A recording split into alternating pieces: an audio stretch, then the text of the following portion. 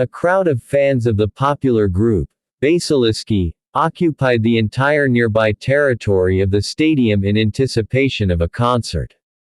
And although there were still more than 2 hours left before the start of the event, at least 2,000 people had already gathered. Some fans were waving homemade posters with words of love for idols or with photographs of the band members. Someone bawled the Basilisk hits, and someone with tears of despair in his eyes, he was looking for extra tickets for the show among those present. Standing out the most from the crowd were the most dedicated female fans, dressed in the colors of the band's logo and carrying a full-length cardboard image of the vocalist. Among them was Lola, who did not miss a single concert and was in love with the serpent until she lost her memory, the same vocalist, whose cardboard copy she dragged with her. Tired of the noisy crowd, Lola decided to take a short walk around the neighborhood to replenish provisions. On the way to the supermarket, she met a very unusual store called Miracle Shop, and the girl decided to look there. The display cases along the walls were chaotically piled with a wide variety of goods, many of which looked very shabby. Antique, right? The girl thought and was about to leave, when a yellowed sheet of paper with 2 patterned red hearts caught her eye.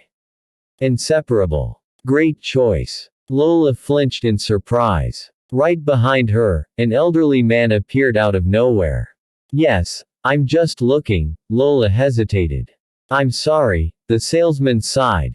This is a very unusual thing. They say she can link the lives of 2 hearts forever. And how? The girl chuckled, but there was hope in her eyes. Lola thought about the serpent. One has only to put signatures on, inseparable. Yours and his, seller, as if reading the girl's mind. Not understanding how, but Lola bought into the words of the seller. And a few minutes later the girl left the Miracle Shop with the Inseparable in her backpack. Lola has a plan. She will glue Inseparable to the photo of the serpent and ask him for an autograph. So she will be able to get the vocalist's signature. Approaching the stadium, Lola took out the Inseparable and quickly put her signature on it. The crowd of fans gathered at the gates of the stadium exploded with loud cheers and whistles as a bus with basilisks drove up to the entrance. It was impossible to delay.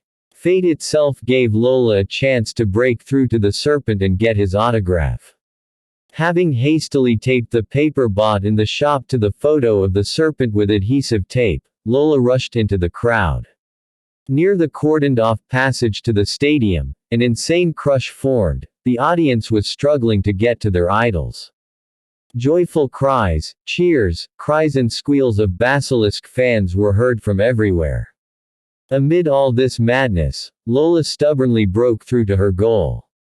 Someone scratched the girl's neck. She tore out a tuft of hair to someone, but soon the girl was already at the very fence and was able to slip the Inseparable snake.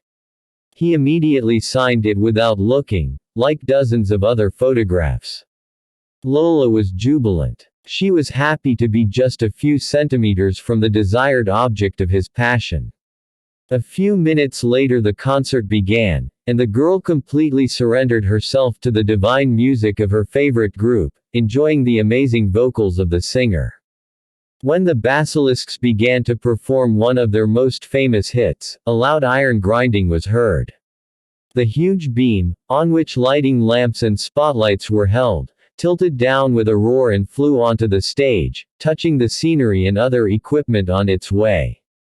Soon the entire roof of the stadium packed with fans began to collapse, and hefty layers of iron flew into the crowd. The panic began. People screamed and tried to get to the exits, many fell and were immediately trampled on by others. Heavy pieces of the roof maimed and killed people. Just a meter from Lola, a huge video camera that fell from the ceiling smeared one of the girls in the fan zone into a cake. The split skull and gouged out eye of a fan will forever remain in the memory of the girl. A fire started in one of the sectors of the stadium. Lola heard terrible cries for help from the spectators who found themselves in the VIP zone. Another layer of roof sheathing completely cut off the path to salvation for the unfortunate. Lola saw how people who were burning alive tried to get out, climbing onto a red-hot piece of iron and screaming in inhuman voices from pain. One man from terrible burns, his hand turned black, and his clothes were on fire. Lola rushed to the exit, but she was knocked down. The girl felt desperate people running through her body and could not rise to her feet. As soon as she tried to get up, she was again trampled into the floor. Finally, Lola managed to grab onto the bag of a strong man running nearby. This helped her get off the floor and return to the stream, hurrying to the exit. The crowd carried the girl out into the street, where emergency services were already flashing and ambulances were on duty. Just in time, right behind Lola, the stadium building began to take shape like a house of cards, burying people alive under it. Lola felt nothing. No fear. No pain. No joy from salvation. She wanted only one thing: to live. All-consuming desire for life. In a terrible tragedy that happened at the stadium where the Basilisk concert was held, more than 2,000 people died, including the members of the group themselves. Lola escaped with a slight fright. She had a broken finger and a crack in her rib. 40 days have passed since the funeral of the serpent.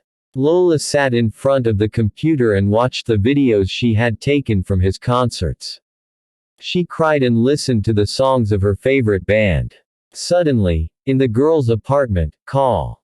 Not realizing who it could be, Lola went to open it. The girl's heart almost stopped when she saw on her doorstep a snake. He stood in front of her as if alive, with a slight blush on the cheeks. "Hi, Lola," the serpent smiled.